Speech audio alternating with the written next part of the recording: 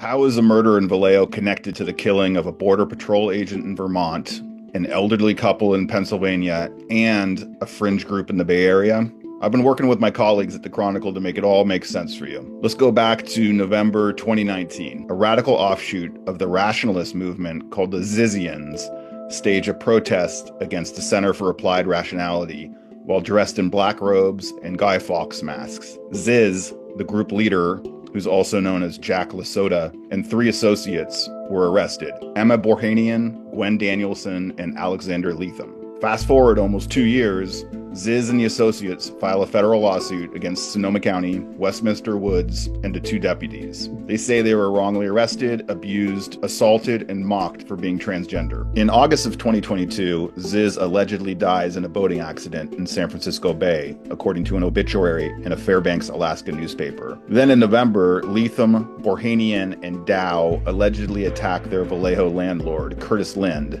with one impaling him with a samurai sword through his chest. Lind shoots 2 of his assailants, killing Borhanian. Lind survives the attack, but is left blind in one eye. Leatham and Dow are charged with murder and attempted murder. A few months later, in Chester Heights, Pennsylvania, Richard Zatko and his wife Rita are found shot to death in their home. And Jack Lasota, the namesake of the Zizian movement, was arrested in the state as police investigated that crime, indicating that Ziz was actually very much alive. Remember the federal lawsuit Ziz filed in 2021? That's now dismissed because the plaintiffs are unwilling to pursue further action. In November of last year, Teresa Youngblood and Maximilian Snyder apply for a marriage license in Washington state. It's unclear if they ever got married. The couple went to high school together in Seattle and studied computer science at prestigious universities. We'll get back to them in a second. On January 17th, 2025, Curtis Lind, the Vallejo landlord, is attacked and stabbed yet again. This time, Lind dies from his injuries. We talked to a man who works at an auto body shop across the street from where the crime happened. Here's what he said of the gruesome killing.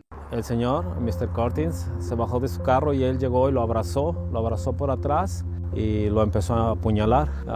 Algunos muchachos vieron y trataron de ayudarle y el muchacho se regresó nuevamente a seguirlo apuñalando y le cortó el cuello. Lind was set to provide key testimony in the upcoming trial against his 2019 attackers. On January 20th, Youngblood, the supposed newlywed, and a German national, Felix Bauchholt, also known as Ophelia, are driving near the Vermont-Canada border. They're pulled over for an immigration check. Youngblood allegedly shoots an officer and a shootout ensues. Border agent David Mayland and Bauchholt are killed. Youngblood is arrested and faces 2 weapons charges. Investigators say Youngblood had been in frequent contact with a person of interest in the Vallejo murder case, who had also been detained in the Pennsylvania double homicide. The day after the border shootout, an alert is issued calling Michelle Zatko a person of interest in the killing of border agent Mayland and seeks info on Zatko's purchase of firearms. Michelle is also listed in another law enforcement bulletin as a person of interest in the Pennsylvania double slaying. Michelle's name is listed on legal notices regarding the estates of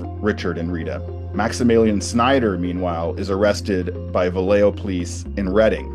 He's a suspect in the Lind murder. He's booked in Solano County Jail without bail on murder charges, with prosecutors alleging that he killed Lind to keep him from testifying. Snyder appears in court for an arraignment, which is ultimately pushed back to February 6th because his lawyer is out of the country. We're still trying to connect the dots, and a lot of questions remain, but be sure to follow our reporting at sfchronicle.com.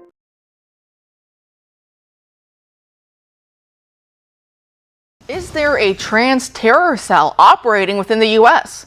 And can a number of homicides be pinned on this alleged terror cell? Our first guest tonight says soberly yes to both questions.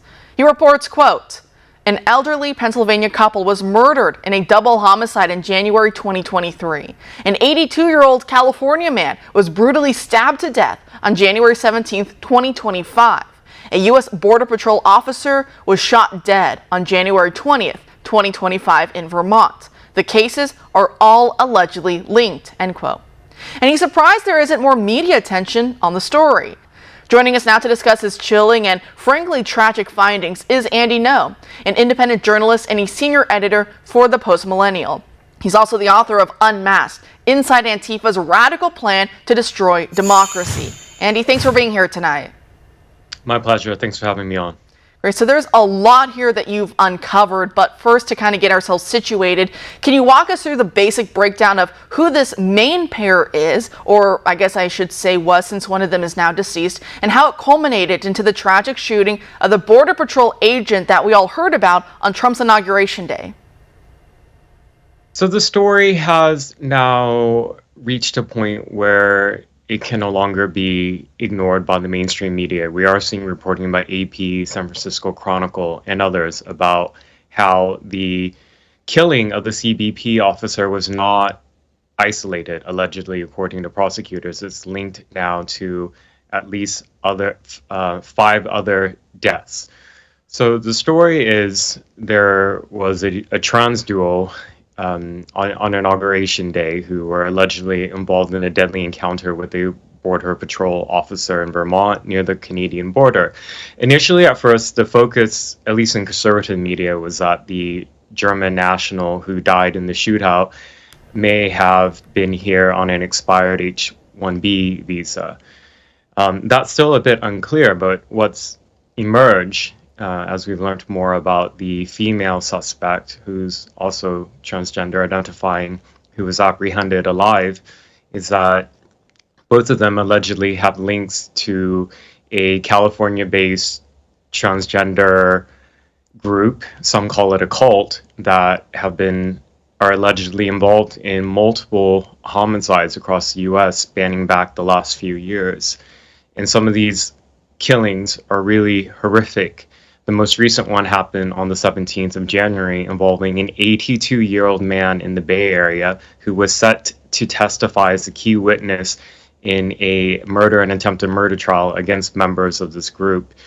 The suspect who was just apprehended and charged over the alleged assassination of this elderly man is the fiance of the female who's apprehended in Vermont.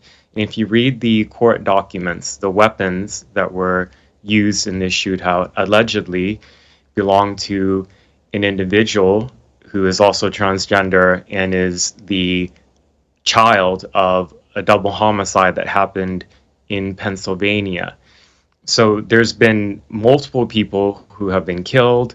Several members of the group have died in their attacks on other people as well.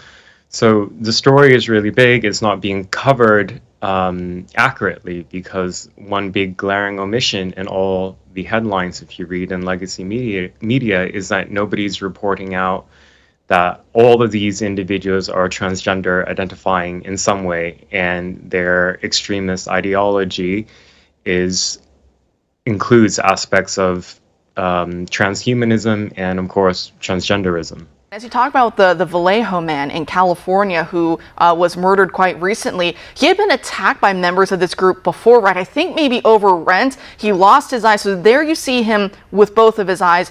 The other picture he showed of him, he was missing an eye, and then unfortunately he was then finally killed. But could you talk about that case a little more? Because yeah, the story's confusing, I understand, and I've been trying to simplify it as best as I can, but it really, you can't, because it involves so many people. All of them have aliases, they have fake names, they have so-called dead names, so the legal name is different from what they identify as, and they're all transgender. So the case of Curtis Lint, that's the 82-year-old man who was brutally hacked to death and had his throat slit in the Bay Area on the 17th of January. He had survived narrowly another attempt on his life by members of this group in November of 2022. So during the pandemic, for several years, he had rented out his property, a plot of land, to this group, and they lived in box trucks on his property. And according to neighbors and what local media is reporting, was very bizarre in what they were doing. They would walk around wearing gas masks, and they set up solar panels. He said that he was ambushed in an attack by 3 members of this group, 3 transgender members, and they impaled him, and he had a firearm for self-defense. And lucky that he did, because he shot back and he killed one of them, a transgender person named Amir Borhanian, also known as Emma, and injured one of the others, and one was uninjured. So the 2 surviving attackers, alleged attackers, assailants, have an upcoming trial in April for attempted murder and other felony crimes. And he was the sole witness to that attack and also the survivor, and he's been killed.